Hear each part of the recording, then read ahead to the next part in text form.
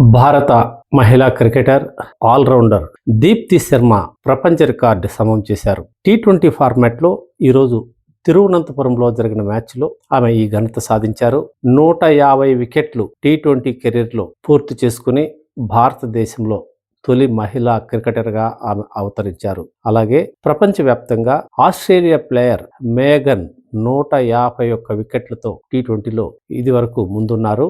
ఆమె రికార్డును కూడా దీప్తి శర్మ సమం చేశారు. ఒక మహిళా క్రికెటర్ క్రికెట్కే పుట్టినిల్లుగా బాసిల్లుతున్న ఆస్ట్రేలియా క్రికెటర్ సాధించిన వరల్డ్ రికార్డుని సమం చేయడం చాలా గొప్ప విషయం. ఇటీవల జరిగిన మహిళా వరల్డ్ కప్లో కూడా దీప్తి శర్మ తన ఆల్రౌండర్ ప్రతిభతో అటు బ్యాటింగ్లో ఇటు బౌలింగ్లో సత్తా చాటి ప్లేయర్ ఆఫ్ ది టోర్నీగా కూడా నిలిచారు.